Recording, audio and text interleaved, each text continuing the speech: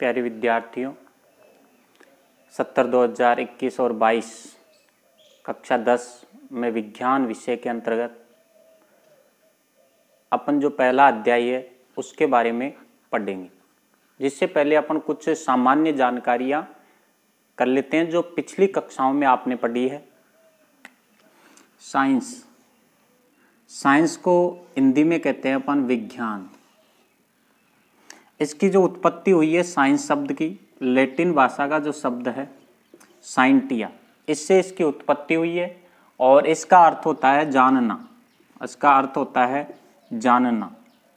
विज्ञान की परिभाषा की बात करें, प्रकृति के क्रमबद्ध एवं सुव्यवस्थित ज्ञान को विज्ञान कहते हैं। विज्ञान की जो परिभाषा है कि प्रकृति के सुव्यवस्थित और क्रमबद्ध ज्ञान को विज्ञान कहते हैं। इसकी जो मुख्य शाखाएं हैं, मुख्य शाखाओं में भौतिक विज्ञान, इसमें पदार्थ के भौतिक गुणों का अध्ययन किया जाता है। पदार्थ के भौतिक गुणों का अध्ययन किया जाता है, भौतिक गुणों का। इसके अंतर्गत रासायनिक गुणों का अध्ययन किया जाता है। रासायनिक गुणों का इसके अंतर्गत अध्ययन किया जाता है। और जीव विज्ञान के अंतर्गत जीव जंतु व पेड़ पौधों का अध्ययन इसमें किया जाता है। पेड़ पौधों का अध्ययन किया जाता है।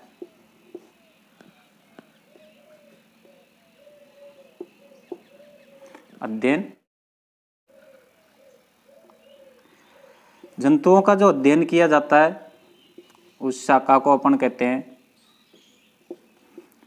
जंतुओं का जो अध्ययन किया जाता है जिस शाखा के अंतर्गत, उसे प्राणी विज्ञान कहते हैं। प्राणी विज्ञान या जूलॉजी।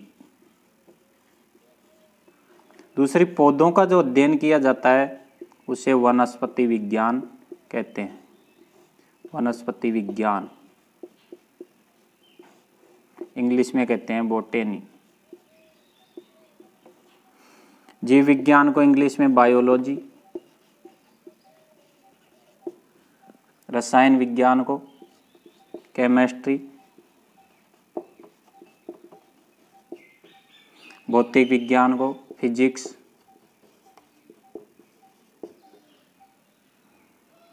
तो इन मुख्य शाखाओं के अंतर्गत अध्ययन किया जाता है विज्ञान का। जो सत्र 2021-22 में जो कक्षा 10 का जो सिलेबस है वो NCERT जो पाठ्यक्रम है वो लागू कर दिया गया है। जो अपने राजस्थान माध्यमिक शिक्षा बोर्ड के अंतर्गत अपन इसके अंतर्गत ही अध्ययन करेंगे। जो NCERT जो पहला अध्याय है रासायनिक अभिक्रिया एवं समीकरण, इस शाखा के अंतर्गत आता है। इसमें अपन पढ़ेंगे जो पहला अध्याय है उसके अंतर्गत।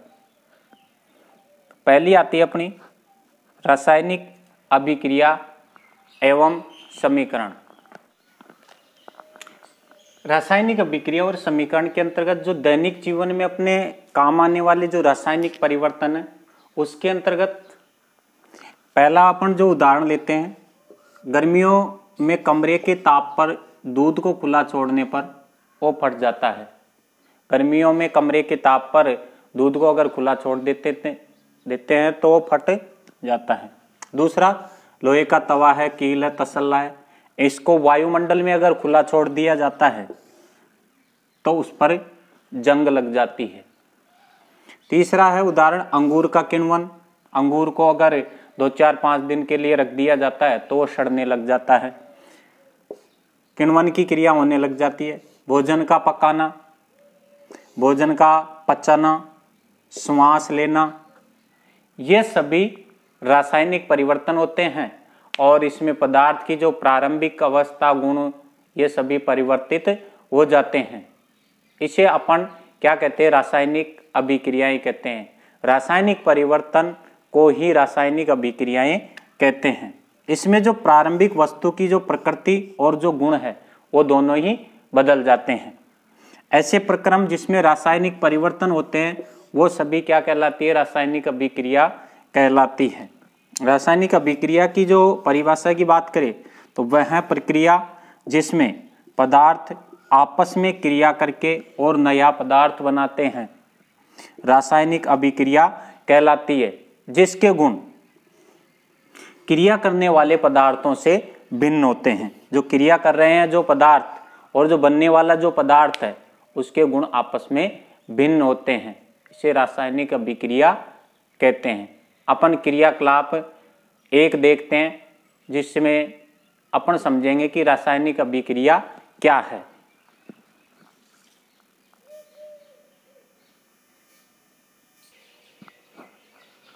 देखिए क्रियाकलाप अपन एक, इसमें क्या करते हैं अपन कि एक मैग्नीशियम रिबन ले लेते हैं, मैग्नीशियम रिबन, इसको रेगमाल से थोड़ा सा रगड़ लेते हैं और इसको चिमटे से पकड़ करके और बर्नर की सहायता से अपन इसको जलाते हैं। तो एक चमकदार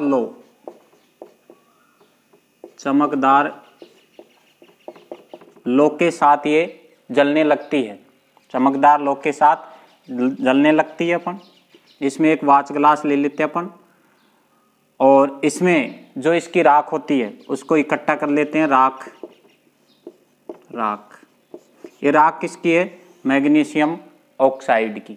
किसकी है? मैग्नीशियम ऑक्साइड की, क्योंकि वायुमंडल में जो ऑक्सीजन पाई जाती है उससे क्रिया करके और ये राख बन जाती है मैग्नीशियम ऑक्साइड की।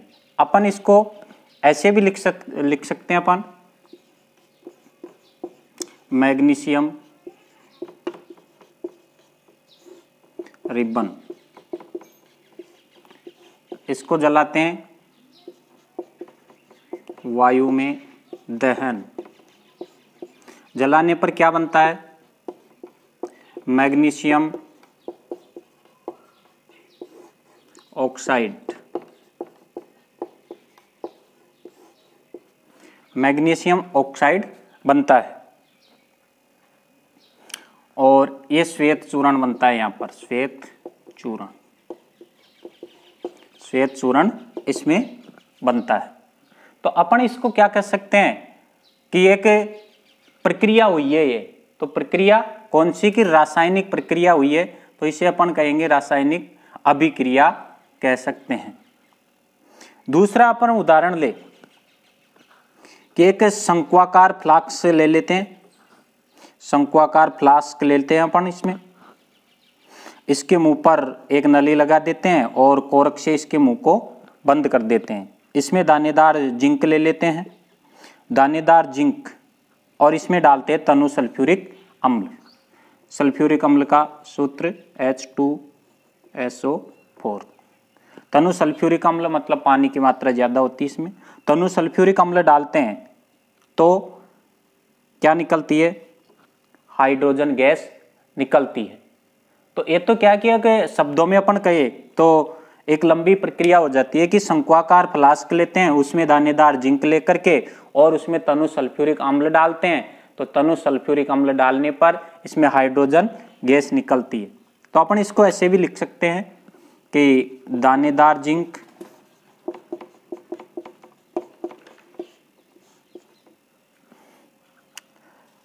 यह बन जाता है जिंक सल्फाइड,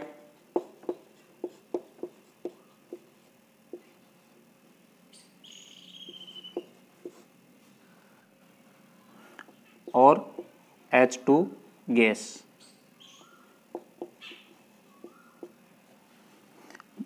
Zn, और इसमें डालते हैं H2SO4। रिएक्शन होती है ZnSO4 और H2 गैस। तो ये अपन को प्राप्त होती है क्रियाकलाप 1 और 2 से स्पष्ट होता है कि इनमें क्या होती है? रासायनिक अभिक्रियाएं होती है। तो इन्हें अपन कहते हैं रासायनिक अभिक्रियाएं। अपन को पता चलता है कि इनमें रंग में परिवर्तन हुआ है, रंग में परिवर्तन, दूसरा अवस्था में परिवर्तन,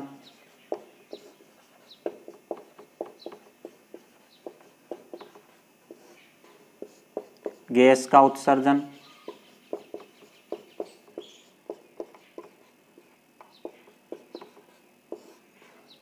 और ताप में परिवर्तन, तापमान में परिवर्तन।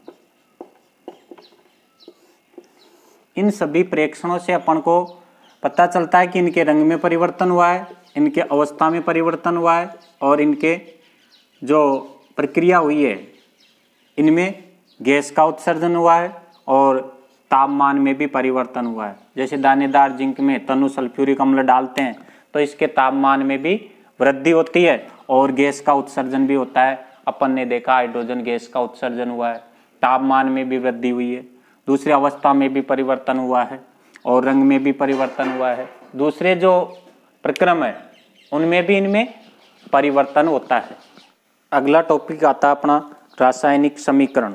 जैसे अपन क्रियाकलाप 1 की बात करें तो अपन को उसको शब्दों में लिखे तो अपन ऐसे लिख सकते हैं कि ऑक्सीजन की उपस्थिति में जब मैग्नीशियम रिबन का दहन किया जाता है तो मैग्नीशियम ऑक्साइड का श्वेत चूर्ण प्राप्त होता है। लेकिन एक लंबी प्रक्रिया हो जाती है, इसको अपन शॉर्ट शब्दों में लिखे तो ऐसे लिख सकते हैं अपन मैग्नीशियम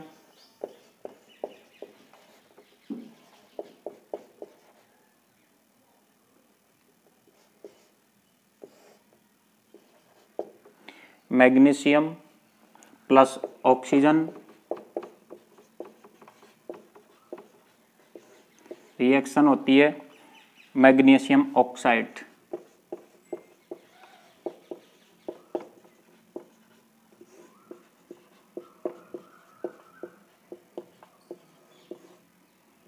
मैग्नीशियम ऑक्साइड वायु में दहन। तो इसको एक शब्द समीकरण अपन कह सकते हैं क्योंकि शब्दों को अपन ने एक साथ इसमें लिख दिया है। बात करें कि तीर के निशान के बाईं ओर तो क्या होते हैं अभिकारक।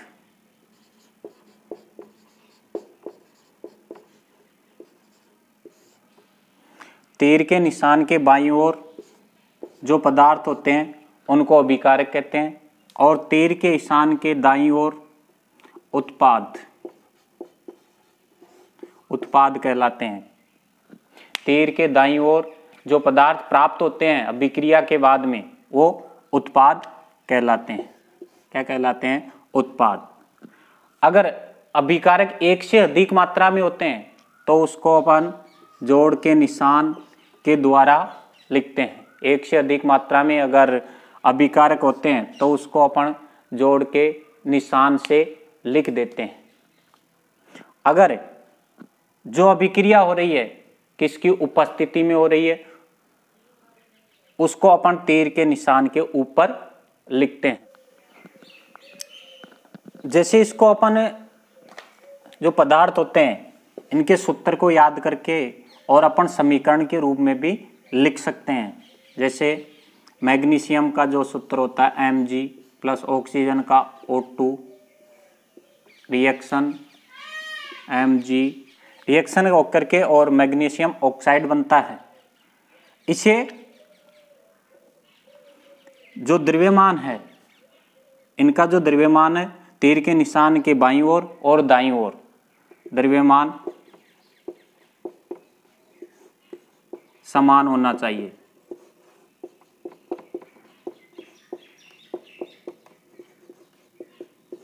अगर द्रव्यमान समान है तो समीकरण कैसी है? संतुलित समीकरण। समीकरण कैसी है? संतुलित समीकरण। संतुलित समीकरण कहते हैं। इनमें जो ये अणु है इन अणुओं की संख्या समान होनी चाहिए।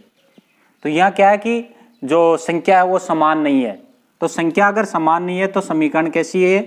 असंतुलित। असंतुलित समीकरण। असंतुलित समीकरण। इस तरीके की जो समीकरण होती है उसे कंकाली समीकरण भी कहते हैं। कंकाली समीकरण। कंकाली समीकरण कहते हैं। इस तरीके की जो असंतुलित समीकरण होती है उसे कंकाली समीकरण कहते हैं। इसको संतुलित करने के लिए अपन जो अणुओं की जो संख्या होती है इसको समान किया जाता है।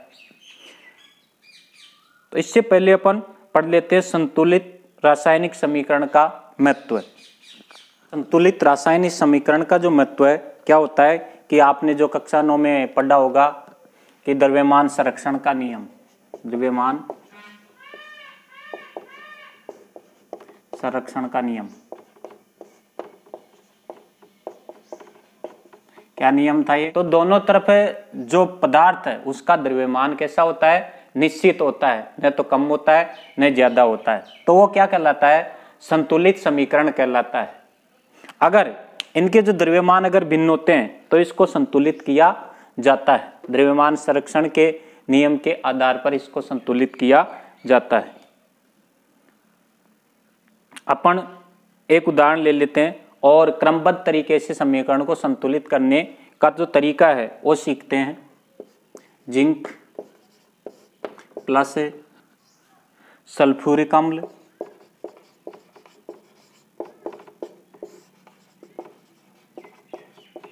रिएक्शन जिंक सल्फेट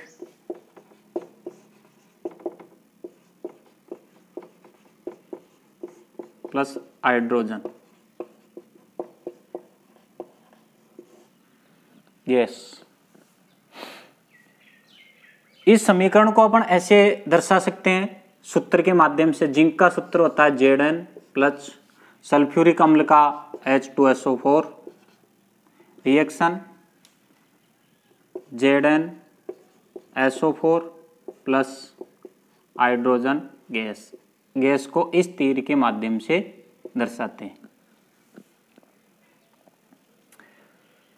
अब देखिए इसमें जो तत्व होते हैं उनकी तुलना कर लेते हैं अपन। तत्व एक तरफ लिख लेते हैं अभिकारकों में परमाणुओं की संख्या, जो बाईं तरफ है ये तो कहलाते हैं अभिकारक तत्व। अभिकारकों में परमाणुओं की संख्या,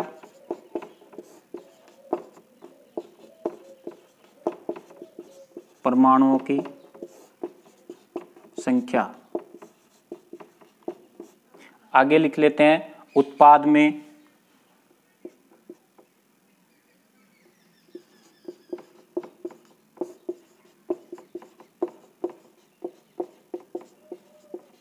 परमाणुओं की संख्या। तत्व कौन सा है? Zn है।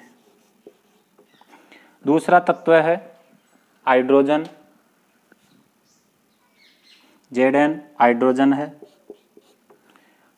सल्फर है और ऑक्सीजन है। इन परमाणुओं की संख्या देखते हैं। बाईं तरफ जो अभिकारक होते हैं इधर है उत्पाद।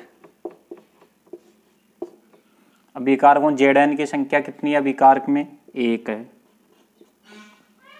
उत्पाद में कितनी है Zn की संख्या? 1 है। हाइड्रोजन की संख्या कितनी है? यहाँ 2 है। इधर हाइड्रोजन की संख्या कितनी है? 2।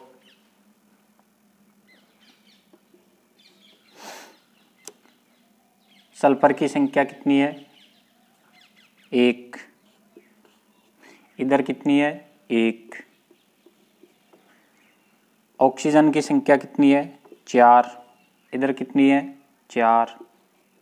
तो इसमें देखिए अपन सभी तत्वों की क्या है? संख्या में समान है। तो समीकरण कैसा होगा? ये संतुलित समीकरण होगा।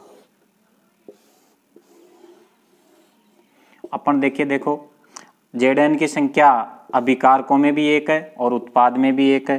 हाइड्रोजन की अभिकारक में भी 2 है, उत्पाद में भी 2 है। सल्फर की 1 है, अभिकारक में उत्पाद में भी 1 है। ऑक्सीजन की 4 है, अभिकारक में उत्पाद में भी 4 है। तो समीकरण कैसी है? ये संतुलित समीकरण, संतुलित समीकरण है।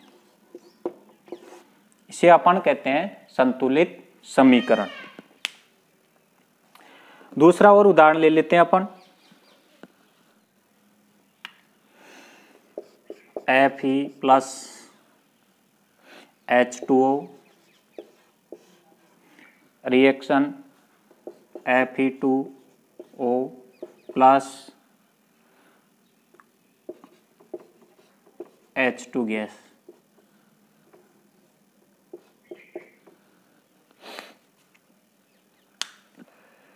इसमें जो पहला चरण आता है, इसमें देखते हैं, देखो Fe एक है, इधर इधर 2 है, तो समीकरण यहां से ही क्या है, असंतुलित है, कंकाली समीकरण है। तो अपन इसको संतुलित कैसे करेंगे? पिछली वाली तो जो समीकरण थी वो संतुलित थी, यहाँ जो असंतुलित समीकरण उसको संतुलित कैसे करेंगे? जो पहला चरण आता है इसमें कि संतुलित